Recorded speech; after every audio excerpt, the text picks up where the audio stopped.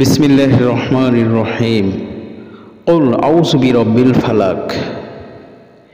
হে নবী, আপনি বলুন, আমি উষার প্রভুর কাছে আশ্রয় চাই। মিন শাররি মা খালাক, তিনি যা কিছু সৃষ্টি করেছেন তার অনিষ্ট থেকে আমি আশ্রয় চাই। ওয়া মিন শাররি গাসিকিন ইযা ওয়াকাব, আমি আশ্রয় চাই রাতের অনিষ্ট থেকে যখন রাত আচ্ছন্ন হয়। ওয়া মিন শাররিন নাফাসাতি ফিল উকাদ,